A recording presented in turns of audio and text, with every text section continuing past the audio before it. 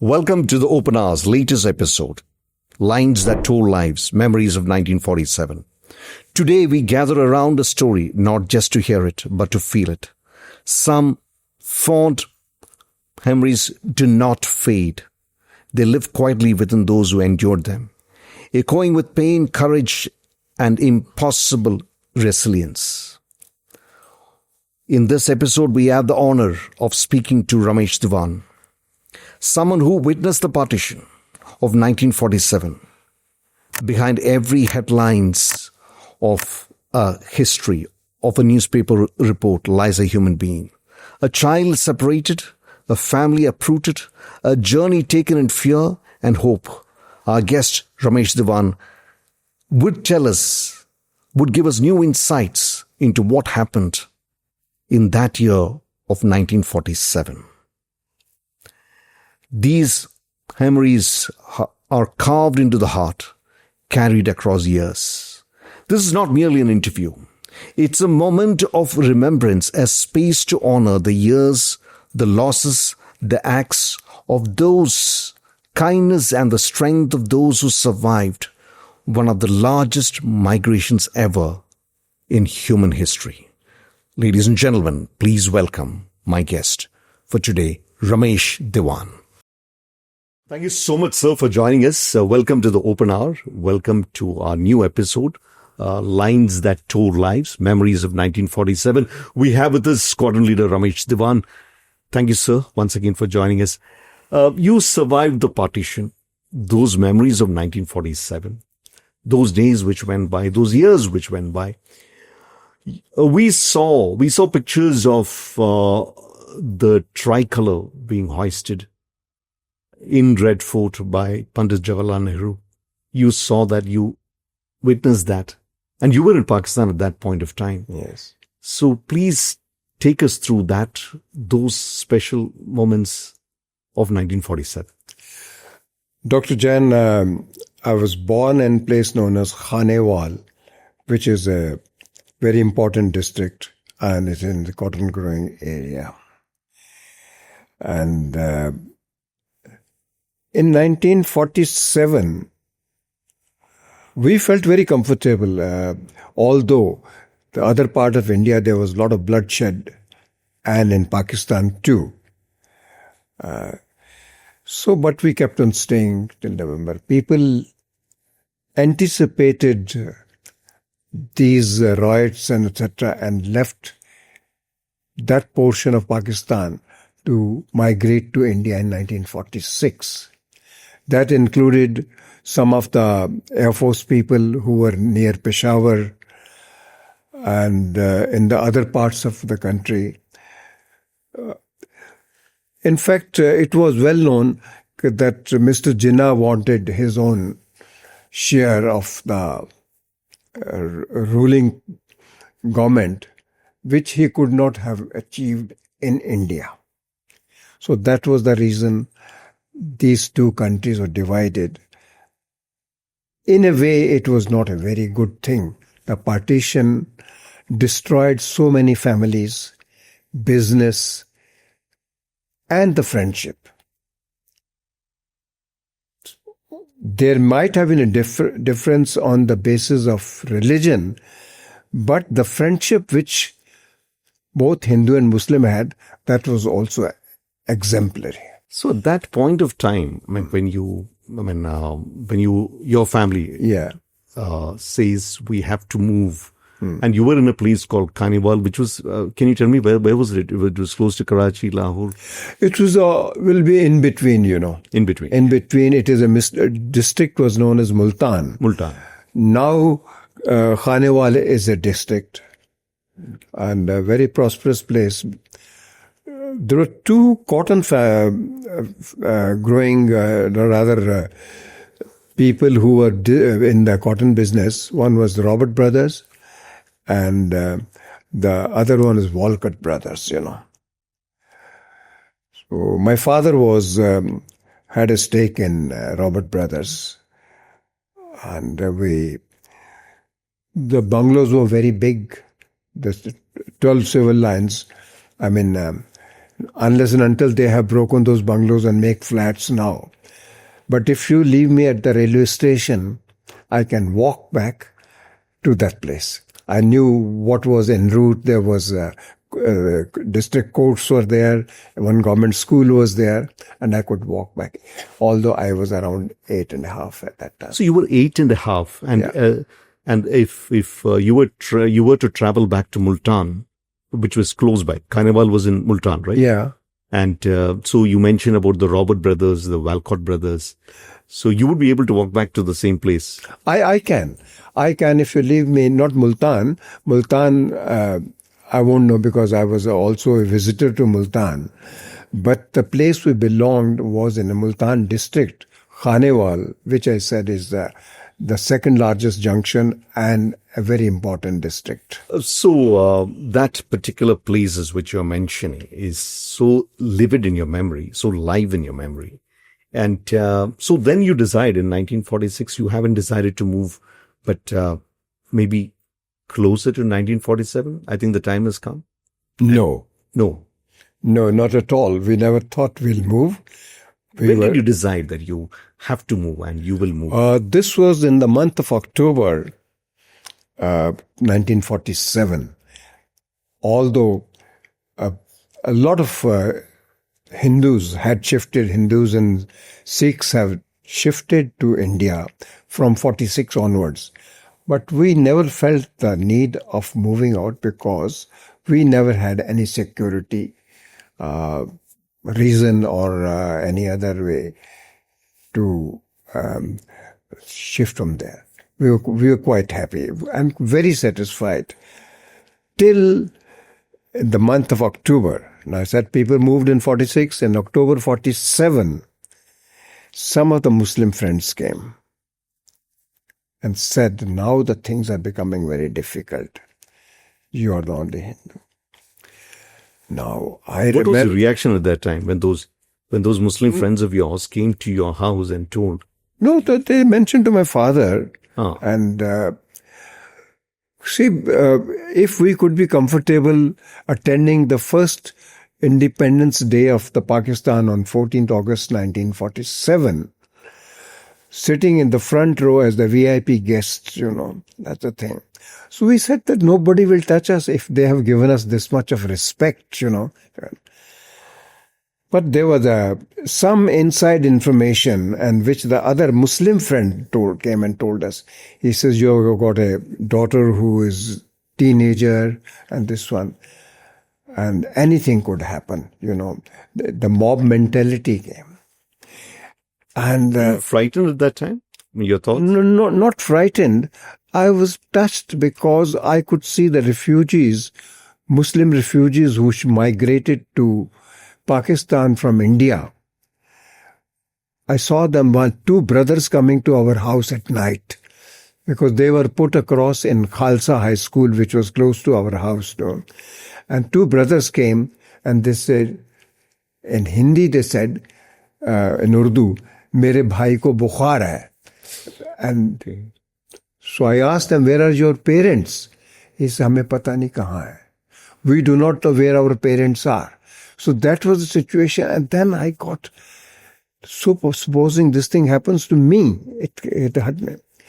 But anyhow, after a month or so in November, we moved much later than most of the Hindus had moved from the Hindus, and Sikhs had moved from there. And we were still thrilled, okay, we are going. And when we reached the railway station...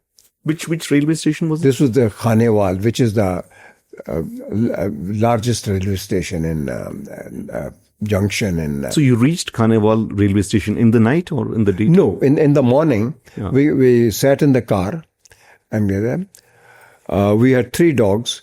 One was a Dachshund, came from England. My father's partner had brought it. So I said, I will not leave. I said in Hindi, मैं Patsy को नहीं छोड़ के जाऊंगा. So I took Patsy को नहीं छोड़ेगा. नहीं छोड़ेगा.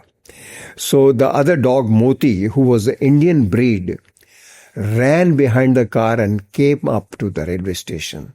And there we find an open goods train which will take us to India. And Moti, I could see that dog, his eyes were full of tears, and he's sitting outside, brown colored dog. And Dashend was in my hand. I said, I'll not leave.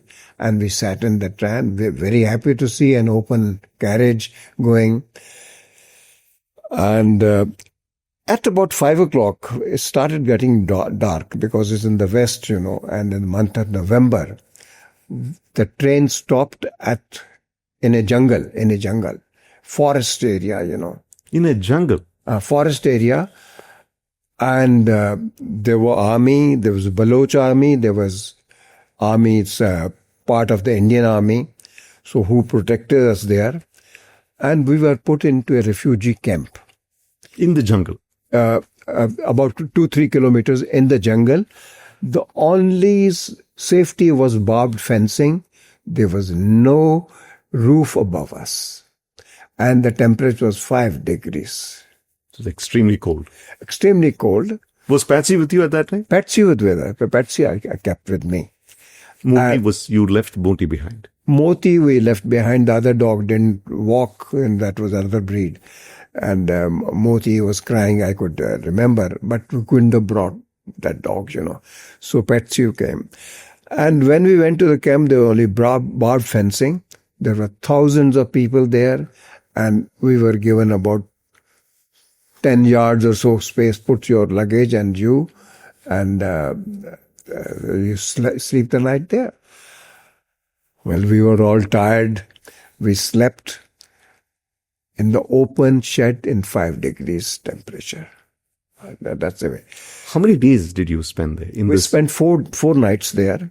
And in the morning, my father arranged a vehicle to take it to some place, canal in jungle, where we could go and wash ourselves and come back, etc. Food, I don't remember whether we got food or not, how much food we got, that I don't remember. But after 4 days, we were told that there's an army vehicle, the small vehicle, you go there. And my father was kept back because you are the camp commandant. You cannot go, your family can go. So he said, okay, let my family go. So your father was in charge of the army? In charge, he became the camp commandant. Camp commandant. And we sat in a vehicle, one-tonner vehicle, all packed up people, But that would have been extremely close, right? You all sat close to each other. Was there space? It was not very uncomfortable, but we were all packed, I would say that. And we were sent to Fazilka. That is the, border town in Punjab. And at night we reached there at Fazilka. And I still remember as we crossed the Indian border, the Fazilka is a border, Amritsar there is a border, and those, we started saying, Hindustan Zindabad. Oh, you all shouted Hindustan. We all started that we have reached to our country, we have saved. So it was loud, that voice. And very loud, we all of you together. Everybody. Hindustan Zindabad. Hindustan Zindabad and all that. These are Urdu words we knew at that time. And although my father was left behind, but we kept, and we were like a salt and fish wheel packed into a school there, in the verandas, rooms and everything. The toilet system was not very good, whatever it is, but we stayed there. Now, when we there was no communication in those days, what the community, we didn't have the mobile phones or anything, so father is there. And my uncle, who had shifted earlier, he was informed that these people have reached there somehow. So your uncle informed your father that you have reached. No. My uncle was informed by somebody that these people from Khanewal have come. So he came from Bathinda. He had come earlier. He had migrated earlier. So he came to Fazilka from Bathinda. Bathinda is another town which was in Patiala state at that time. Now it's a part of Punjab. So he came and took us there and hired one room for us in the city, in the bazaar. There's what they call it, a bazaar. It's a market and all, etc. So we sat there. And we had no connection with our father and we were worried. My dog Patsy was with me. And after 10 days, my father arrived. Although he used to wear Indian attire, even being a part of Pakistan. Britisher, he didn't. He started wearing pajama kurta in those days. I still remember very clear. But that day he came in a trouser. Because all those clothes got away, so there were some trousers in some box. So he took it out and he came there.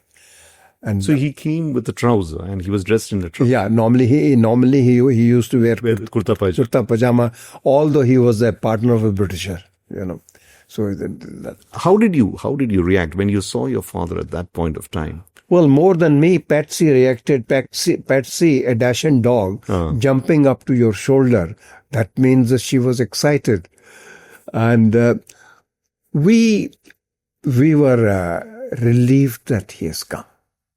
That was my mother being a very orthodox person and God-fearing person she had a very good influence on us, and well-read in scriptures. How did she keep you? I mean, how did your mother, those crucial hours, I think would have been very crucial for her also, right? She would have been thinking about her husband, who there's no information. The only source of information was your uncle, you say. Yeah. And then all of you were together. Patsy was with you. And even your imagination would have gone back to the other dog, Moti, and the other one. No. Patsy was selfish dog. She wanted comfort. And we had to provide her milk. That's all. It was a tough time, but when my father arrived, he didn't like it that we were put in one room. So he hired another place. My father was supposed to go back to Pakistan. Why was that? It was that because all the money was there, everything was there. And his share of the business with the Britisher was there. So, unfortunately, the Kashmir thing started. Okay. It started in 47 itself. 47 end. So he could not go. We shifted to Delhi. Then he realized that we had 2 lakhs of rupees in a bank in Meerut. Now the banking was not like what you have nowadays, that online banking and all that. It is personally, you have to go. So my father said, okay, I'll go and draw that money. Because physically he had to go, and I'll draw that money and we'll buy some place here. 2 lakhs was good money to buy a house and all, etc. So he chose a house near where the present Delhi University campus is there. He chose a house there. One of my cousins who said, why are you going to live in a forest? Because the Delhi University had not shifted there at that time. It was a site for the Delhi University and it was a forest-like sort of. So why do you want to shift it? Now the turning point comes now.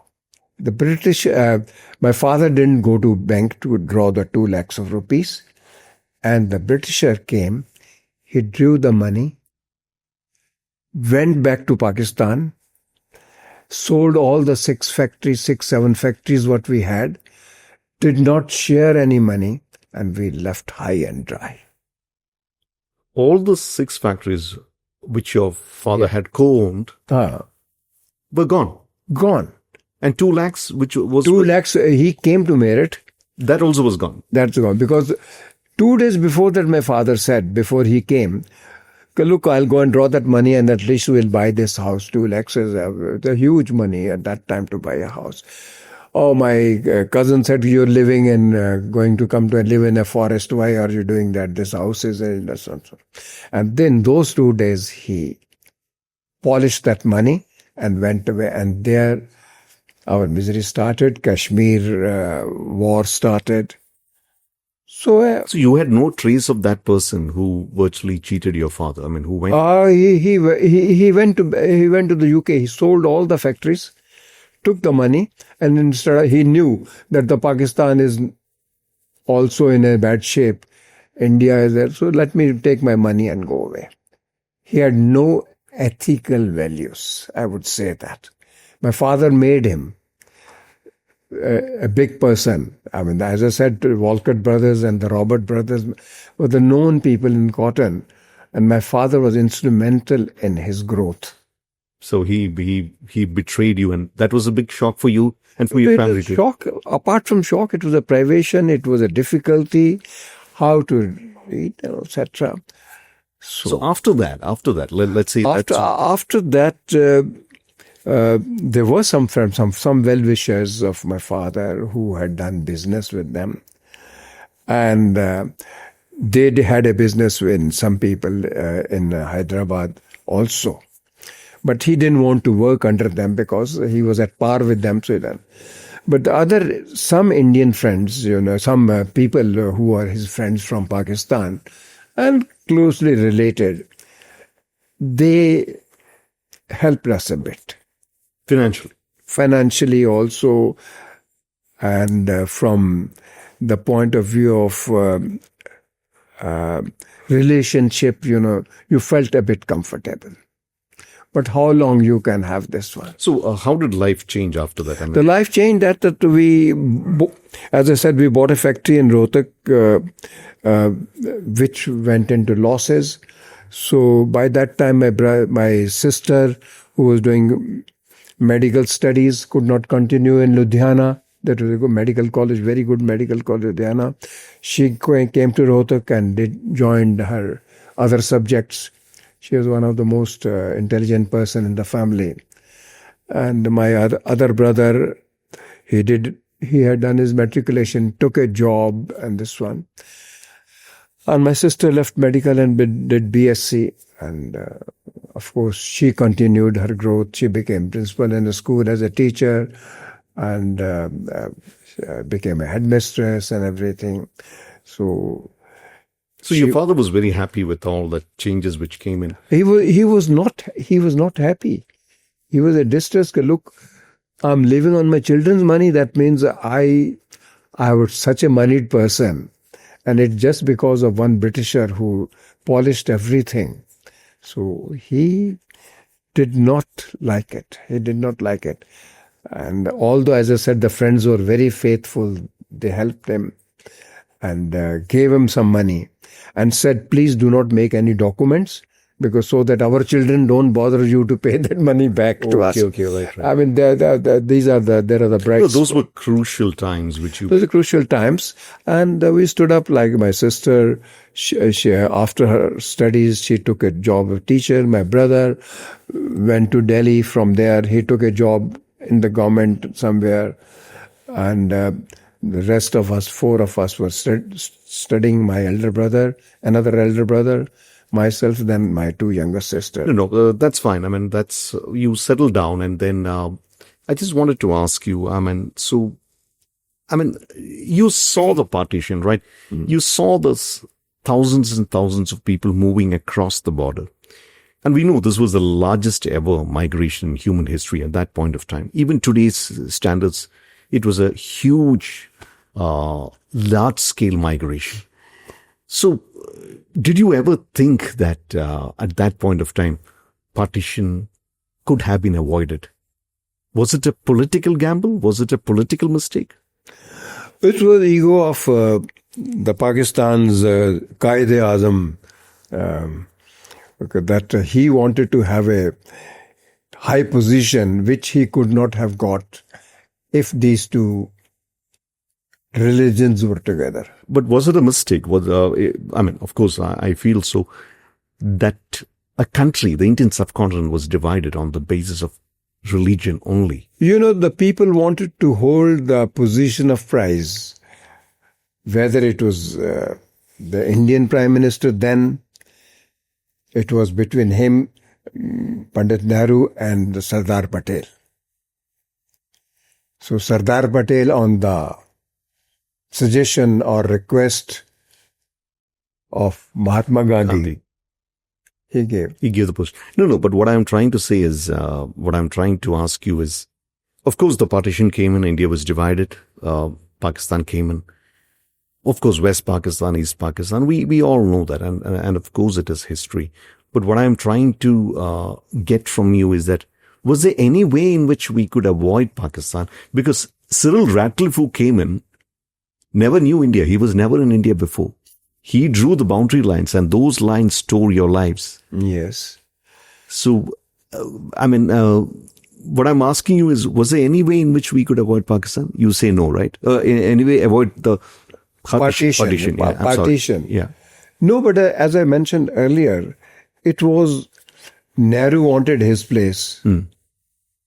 Sardar Patel, although, made a sacrifice. Yes. And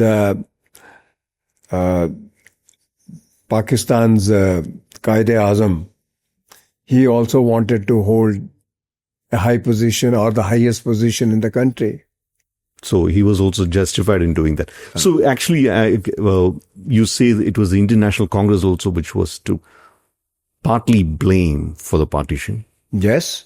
Not just the Muslim League. No, not only the Pakistani people, they also wanted to have a place. Yes. You know, it was very egoistic or selfish motives which divided these two countries. No, because there was another theory, that what Mountbatten tried to preserve the Union, but the British were more interested in having the Indian Ocean as a sphere of influence.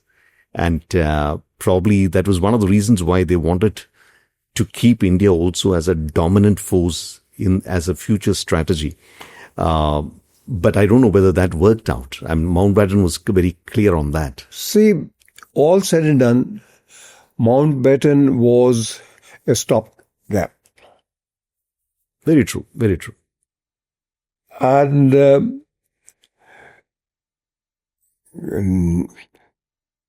Indian government had Muslim ministers. There was an education minister, Maulana Abdul Kalam Azad. And on the lighter side, Nehru once told him, Maulana Sahab, ab retire ho jaiye, you become old. So he didn't answer. But Nehru was still scared of Maulana because he was a friend of his father and all that. He again said, I'll say in Urdu. He says, Pandit ji, Motilal ji अगर मेरे से बात करते तो मैं उनको जवाब देता. आपसे क्या करूं? आप तो मेरे सामने पैदा हुए. So you remember those conversations? I remember these things. You remember Ambedkar also, right? You remember B.R. Ambedkar also? Yes, I remember him. But Mahatma Gandhi was a god in front of me in those days, I can tell you. No, okay, let me ask you. Today there's so much of criticism about Gandhi. I myself, I love the Gandhian philosophy and everything. I have done my research on that.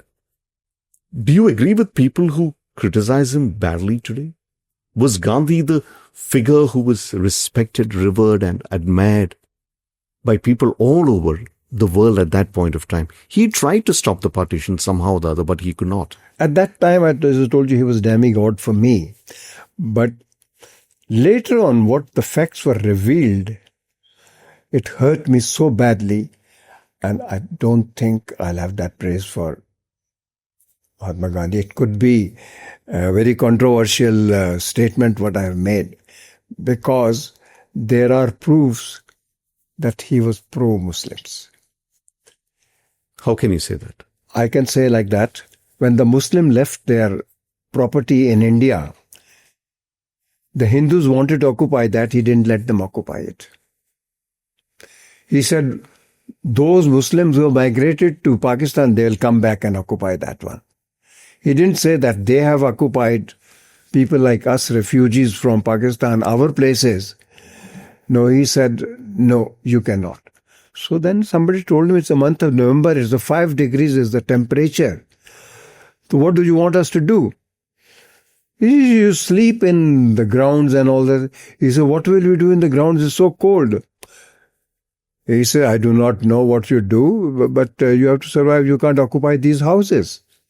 Now, this is the information which I have got now about Mahatma Gandhi's statements, Yeah, those statements were pretty controversial. I do agree on that. But have you seen Gandhi, sir? Did you see Gandhi face to face? I haven't seen him, but As I said, immediately after partition, he was a god for me.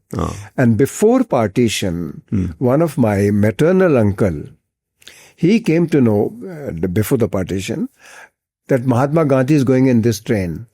That train was full of people sitting on the roof because Mahatma Gandhi was traveling in that train.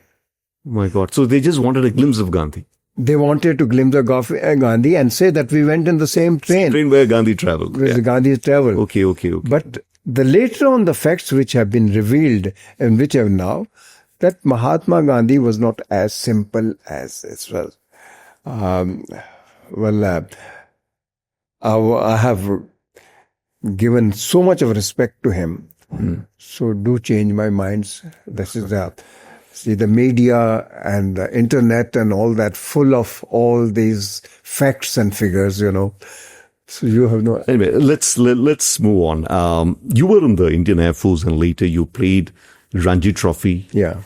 So you donned the state colors. You played for Delhi, then you moved to services, you told me. Yes. And you played with some of the illustrious Pataudi, Tiger Pataudi. Yes. And you were... Bedi, Abbas Ali Beg, and all these tests. I must have played with all the test cricketers. How was it? In fact... were you a batter or were you a batsman or all-rounder or a bowler? I was primarily an opening batsman. Okay, you're opening batter. Okay. And I'll tell you the limitations what we had. The two facts I'll bring it.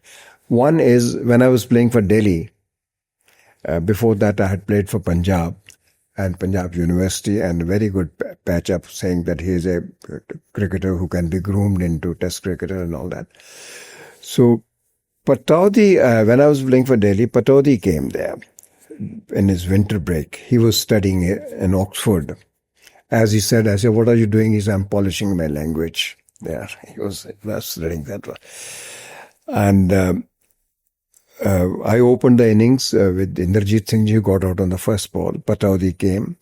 And we made 73 runs between us and didn't have much of understanding about the running because it's the first match we were playing. So I was run out. You were run out, okay. And the heading came bright batting by Dewan and Pataudi. And of course, I'll add the Pataudis. He had a lot of, these things where you believe in this one. I was there and I wanted to go and change my trousers. He said, why are you going? I said, listen, the threads have gone. I don't know whether I should say. He gave me his Oxford colors. He was wearing Oxford colors at that time. And his, if people who had seen him earlier, he used to wear up to the knees, his sweater. He said in Urdu, ye pehen lo tum, bahar mat jao. Because we are defeating this services team. And this happened. So we stayed there. We played 1 year together. Then I played against him when he was playing for Hyderabad, and I played for the services, and I played North Zone also for Dilip Trophy, and he was in that team. And so who are the names you remember the most? I mean, I'm just traveling back to the 60s, if I'm not mistaken, or to the 50s, when Test cricket took shape and we had these names. Bishan Singh Bedi, who was probably the world's most respected spinner. And you played with him and against him, and Pataudi was, of course, the captain. Which are the other names which you can... Did you play from anybody from Karnataka? Yeah. Vishwanath. G.R. Vishwanath. Yeah, Vishwanath. Who opened the innings with Sunil Gavaskar once upon a time. And he didn't open the innings. He used to come number 3. Number 3, yeah. I had... Bedi used to play for Punjab. I had played for Punjab. I had played for Southern Punjab, Patiala, which is, then for Delhi. Then I moved to the services. So Bishan came from Punjab to Delhi. Because I remember Tiger Pataudi, who had played his first match with me, his first Ranji Trophy, this is on records, I was his partner. He told Bishan Singh Bedi if you want to come up, you move from Punjab to Delhi. So Bedi moved from there. And Bedi, in that era, there were 3 left-arm spinners. Bishan Singh Bedi, Rajinder Goyal, and from Bombay, Shivalkar. Prasanna came in later. Huh? Prasanna, yes. Prasanna is a right-arm spinner. Prasanna had came Bedi's time. Prasanna had come before Bedi. Prasanna had come, but then he moved to Australia for some time. Prasanna has been a very good off spinner, and I remember Farooq Engineer. He was very talkative person behind the wickets. He will keep on talking to you, what you do, this and this. Okay, this happened and all that. Keep quiet. Why? You want to bat. You want to bat. No. But one person, apart from Bedi, who stood out was G.R. Vishwanath. Was it his leadership or his batting style? No. At that time, he was a new batsman. He came number 7 for the South Zone team. And we defeated that team. If I give you the team of this one, they had Abid Ali and another opener. Then 3 was Abbas Ali. 4 was Jaisimha. 5 was Tiger Pataudi. 6 was Subramaniam. Of course, 7 was a wicketkeeper, and then Venkat Raghavan and Chandrasekhar and all this. You're talking about B.R. Chandrasekhar and S. Venkat Raghavan, who later became an empire, if I'm not mistaken. Who later became an empire? I don't think so. S. Venkat Raghavan, yes. He was from Tamil Nadu. Yeah, he was later the Indian captain also, right? S. Venkat Raghavan was Indian captain once. Not umpire. No. He later became an empire. That I don't know. Yes. No, but Pataudi, who played for the same team, for the South Zone, he took me to the side. And there was one selector from the North Zone. He said, please tell him, Vishwanath is a very good batsman. He should be taken to test.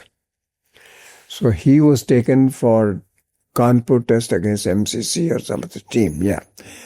Scored a 0 in the first inning. Second innings, he made a century. G.R. Vishwanath. Yeah. G.R. Vishwanath.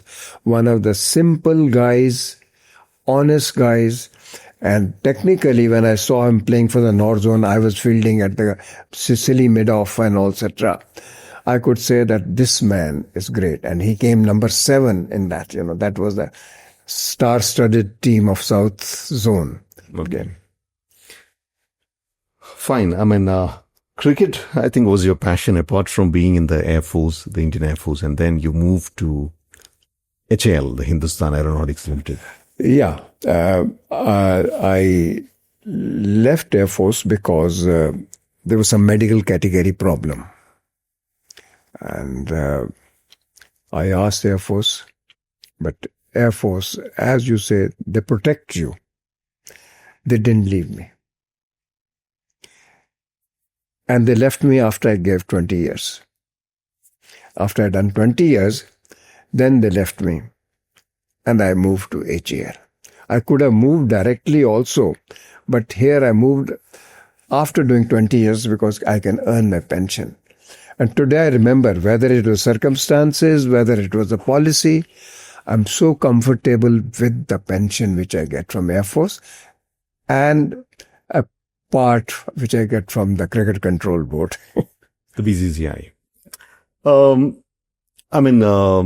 Let me take you a little bit further. I mean, like in the sense that, we have 77 years, 78 years of independence. And what do you personally feel? What is the future of our two countries, India and Pakistan, or probably the Indian subcontinent? Well, as far as India is concerned, India has a lot of future, although a lot of poison is also being spread between Hindus and Muslims. But if you could see immediately after the partition, the Indian side of Hindu and Muslims, they got on very well. But slowly and slowly, I feel that there is a bitterness which is building up. And at present, you have seen it. And this has happened because the outside agencies have triggered some sort of this feeling between Hindu and Muslim. But do you think that that is the greatest danger? Or, I mean, is it that can be averted, right? Because for years we have lived together. It's not just the Hindus and Muslims, the two larger communities as such, but we have minorities also. We have Parsis, we have Jains, we have Buddhists, Christians, which is only 2.8% of the population. But I think the whole of India, I mean, we call it as the ethnological museum. I think we can survive together. And probably, do you think that India will be a major world power in the years to come? From my own experience, I'll tell you, I have had good Muslim friends. One chap who was an Olympian, and we were both in St. Stephen's College at that time, and he was my best friend. Sardars have been very, very good friends with me. Very good friends with me.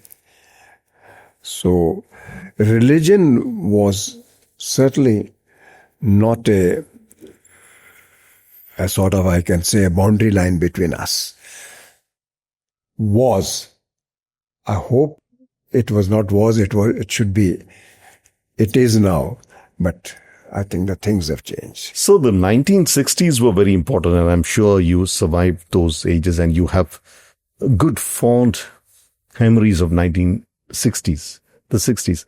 Tell me something which you remember. I mean, you were in New Delhi at that time, and you were privileged to be with the president's team. I mean, you were saying something about it. Could you please tell me about that? No, 65, the war was there between India and Pakistan.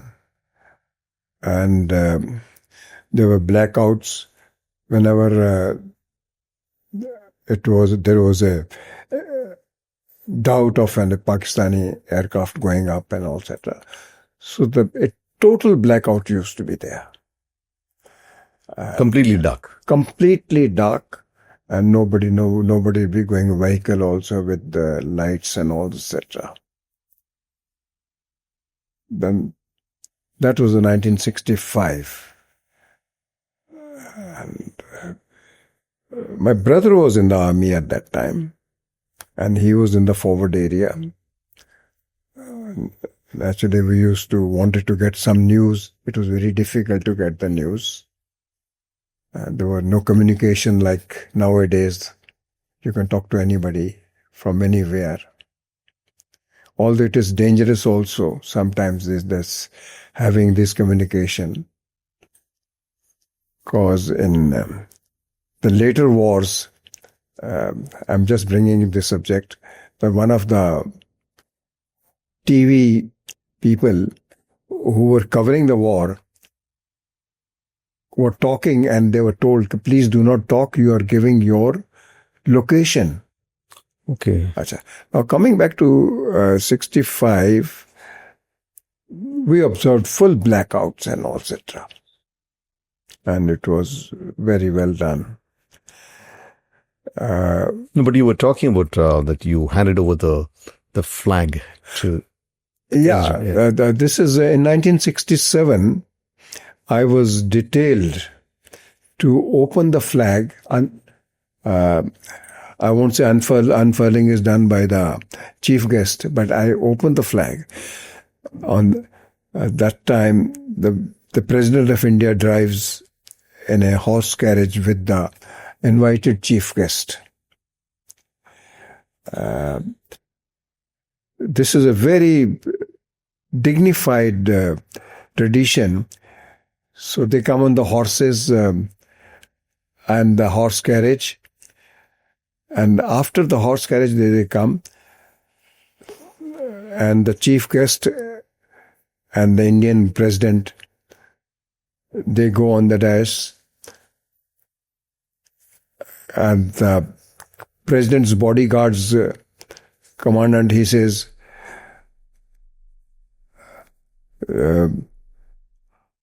Astar Shastra, what is the word used? That one is that one. That is a salute. So he salutes.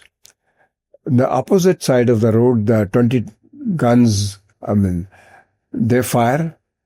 And I was detailed to open the flag, and the flag should be opened at the same.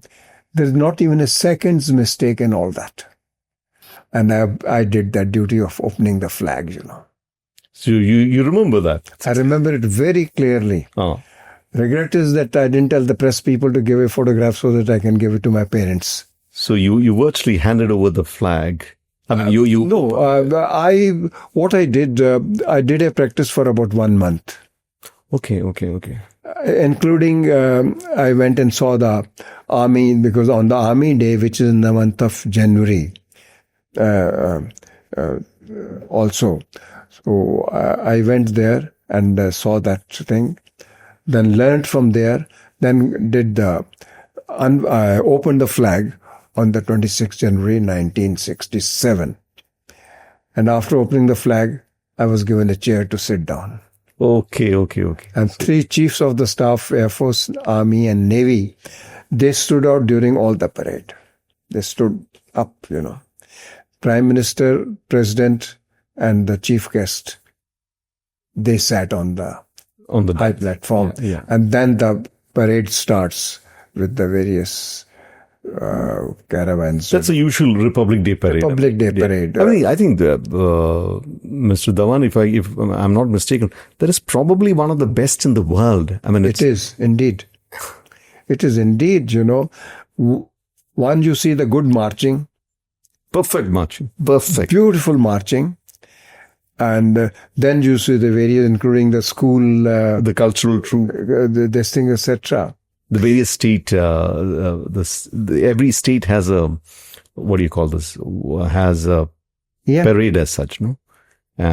Okay, so you were witness to that particular parade in 1967 as a participant. But of course, you had the opportunity of opening the flag. Opening the flag, yeah. Opening the flag, and that moment, one is nervous also that if the flag does not open. So for 1 month, I did practice for an opening flag and carried this one. It was a chilled morning, very cold morning. But 26th of Jan. 26th of Jan, 1967. So many years later, you haven't forgotten that moment. And no, I haven't. So, Ramesh Dewan, I just wanted to ask you, you have seen so many years of life. You've seen India. India from its birth. And, till 2025, where we are regarded to be the 4th largest economy in the world. And we are probably a dominant economic force. What would be your advice to the younger generation? I mean, to your granddaughter, to your grandson, and everybody. What would you advise them? No. As far as India is concerned, the government has done very well, but the other forces are trying to do damage. Which are the other forces you're mentioning? Other forces. Internal or external? Both internal and external. Could you elaborate on that, please? I'll tell. Like at present, you're seeing that to take us apart from the Muslims, it is the biggest curse, I would say, that we were so together. But who are those people who have made this boundary line between Hindus and Muslims? It wasn't there immediately after partition, although we moved here. And basically the Indian side of Muslim was more refined and everything, etc. It's a good. You go to UP, you go to some other places. I have gone and played inter-university cricket in Allahabad. They were very, very good families. Some of the very good families in India have been from the Muslim religion. No, I understand what you're saying. I mean, there should be more unity between the two communities or between all communities, and the secular nature of India the social or the secular fabric of India should be preserved because we are a sovereign, socialist, secular, democratic republic.